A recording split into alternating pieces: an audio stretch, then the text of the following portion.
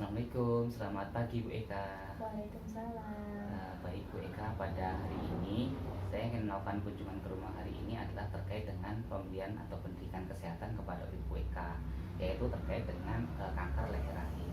Bersedia ya Bu ya? Ya, Jadi untuk waktunya untuk pendidikan kesehatan hari ini kurang lebih selama 10 sampai 15 menit ya Bu ya. Baik, kita mulai ya Bu ya. Eh, Ini Bu, sedikit gambaran Bu. Ini ada gambaran terkait dengan leher rahim. Jadi leher rahim ini berada di dalam Bu. Jadi leher rahim itu adalah organ atau rahim yang letaknya paling depan Bu. Jadi dia paling dekat dengan liang senggama. Tetapi memang walaupun letaknya paling depan, ini memang berada di dalam Bu, karena tertutup oleh liang senggama. Sehingga kalau untuk ingin melakukan pemeriksaannya itu harus menggunakan alat. Jadi tidak bisa dengan pemeriksaan langsung. Kemudian apa itu kanker leher rahim? Nah, seperti yang kita sama-sama pahami, kalau kanker itu kan adalah keganasan ya, tumor yang sifatnya ganas. Jadi keganasan yang terjadi pada daerah leher rahim atau biasa disebut dengan serviks. Biasanya disebut dengan kanker serviks. Nah, ini gambarannya Bu. Ini ada gambaran untuk stadium 1 untuk kanker leher rahimnya, kemudian ada stadium 1 akhir, kemudian stadium 2. Jadi kanker leher rahim ini termasuk salah satu pembunuh 10 besar penyakit pembunuh pada perempuan Bu. Jadi memang prevalensinya sangat banyak, kejadiannya sangat banyak kasusnya, sehingga perlu dilakukan upaya-upaya untuk mencegahnya. Dan termasuk dalam hal ini, pada hari ini saya melakukan pendidikan kesehatan kiranya agar Ibu paham terkait dengan kanker leher rahim itu sendiri. Langsung selanjutnya, apa sih penyebabnya? Kenapa kok bisa terjadi adanya kanker leher rahim? Penyebabnya ada tunggal Bu, yaitu terkait dengan dari virus HPV atau human papillomavirus. Lalu bagaimana kok bisa human papillomavirus itu bisa menyebar dan menyebabkan terjadinya kanker serviks atau kanker leher rahim? Itu dikarenakan biasanya human papillomavirus ini ditularkan melalui hubungan badan atau hubungan seksual seperti itu. Ketika nanti pada saat pembawanya itu biasanya tidak ada gejala apa-apa Bu. Termasuk ketika ibu sudah tertular dengan virus HPV atau human papillomavirus ini, nanti ibu tidak akan merasakan gejala. Tetapi nanti setelah sekian tahun baru nanti akan terbentuklah lesi prakanker. Ada muncul semacam lesi-lesi gitu, atau bercak-bercak di dalam yang mirip mendekati kanker. Ketika iya betul. Nah, ketika nanti lesinya itu tadi tidak dilakukan pengobatan atau tidak diperiksa atau tidak diketahui, itulah nanti akan menjadi timbul munculnya kanker atau tumor ganasnya, yang itu nanti akan menyebar ke organ lain ketika memang nanti sudah melewati stadiumnya seperti itu. Kemudian selanjutnya, apa saja sih faktor-faktor resiko kenapa kok seseorang itu bisa terkena atau tertular terkait dengan HPV-nya sampai dengan terkena kanker leher rahimnya?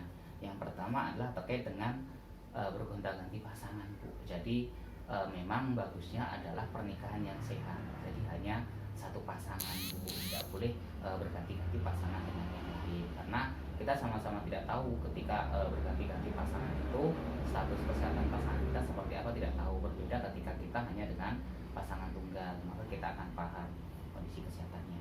Kemudian usia ketika pada saat berhubungan badan itu kurang dari 20 tahun. Makanya dari pemerintah juga ada kewajiban kalau untuk pernikahan itu biasanya sekarang ada di usia 20 tahun minimal ya. Walaupun kalau kemarin ada di usia 16 atau 19 tahun gitu ya. 18 tahun seperti itu, ketika sudah punya KTP dia sudah bisa menikah gitu dan berhubungan badan. Tapi itu menjadi salah satu faktor risiko terjadinya kanker leher rahim atau kanker serviks. Kemudian adalah penyakit menular seksual, ketika sebelumnya mungkin sudah ada penyakit menular seksual seperti itu. Kemudian merokok, baik aktif ataupun pasif. Nah, untuk suaminya merokok enggak? Alhamdulillah enggak. Alhamdulillah enggak ya Bu ya, alhamdulillah. Jadi perokok ini termasuk salah satu faktor resiko kanker serviks pada wanita atau kanker leher rahim. Baik itu aktif ketika si wanitanya merokok ataupun ketika wanitanya pasif, dalam hal ini adalah suaminya yang merokok. Kemudian sistem imun. Nah, ini biasanya terjadi terjadi karena ada penurunan sistem imun. Biasanya terjadi karena ada penyakit-penyakit tertentu atau minum obat-obat tertentu yang menyebabkan imunnya turun. Kemudian ada riwayat keluarga, terutama ibu dan saudara perempuan yang mungkin sebelumnya terkena kanker leher rahim atau kanker serviks seperti itu. Dan yang terakhir adalah ketika ada riwayat pap smear atau riwayat IVA yang positif. Nah itu ketika sudah ada riwayat IVA dan pap smear biasanya akan dilakukan terapi yang lebih lanjut agar nanti hasilnya berubah menjadi negatif. Seperti itu. Kemudian pencegahannya, lalu apa saja sih pencegahan? Yang jelas yang pertama pencegahan yang saya sampaikan dari awal ya Bu ya, harus dengan hubungan seksual yang sehat dengan satu pasangan saja, tidak berganti-ganti pasangan. Kemudian untuk pendeteksian pencegahan awalnya agar kita yang saya sampaikan di awal kan ada lesi-lesi prakanker tuh Bu. Nah itu harus kita cari dulu tuh bercak-bercaknya apakah ada di dalam leher rahimnya atau tidak, yaitu melalui dengan cara pemeriksaan IVA dan pap smear. Baik IVA maupun pap smear ini adalah untuk mengetahui gejala awal apakah ada mengarah ke kanker serviks atau tidak, seperti itu. Kemudian yang selanjutnya, bagaimana dengan tes IVA? Tes IVA ini dianjurkan ketika wanita sudah berada di usia subur, usia 30-50 tahun, yang memang sudah pernah berhubungan badan atau berhubungan seksual. Kemudian di mana bisa dilakukan pemeriksaan IVA? Itu ada di bisa ke bidan yang terlatih atau dokter terlatih, baik yang ada di puskesmas maupun yang di rumah sakit. Jadi bisa misalnya ibu yang saat ini umurnya udah berapa Bu? Maaf?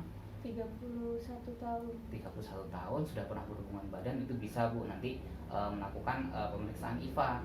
Sesekali melakukan pemeriksaan IVA ke puskesmas melalui bidan ataupun dokter yang terlatih.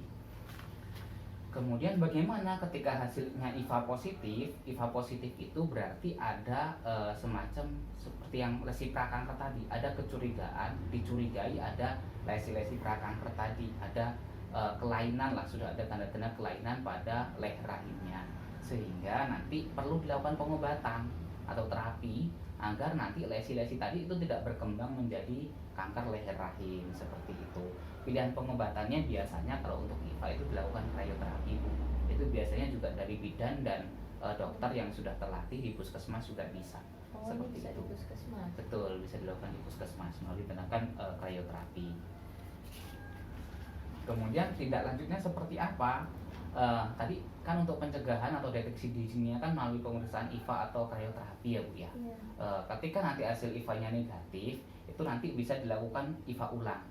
Pemeriksaan IVA ulang itu biasanya 5 tahun dari hasil IVA negatif. Tetapi ketika hasil IVA positif kemudian telah mendapatkan krioterapi, itu nanti selanjutnya adalah kontrol kembali Bu ke rumah sakit atau puskesmas, itu biasanya 2 minggu. Kemudian ada pemeriksaan ulang IVA, biasanya kurang lebih sekitar 3 bulan dari ketika sudah dilakukan krioterapi. Mungkin itu Bu yang dapat saya sampaikan terkait dengan kanker leher rahim atau kanker serviks yang merupakan salah satu kanker pembunuh untuk perempuan.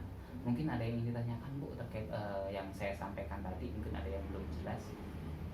Tadi itu pap smear sama IVA apa bedanya Pak? Oh gitu, terkait dengan IVA dan pap smear ya Bu ya.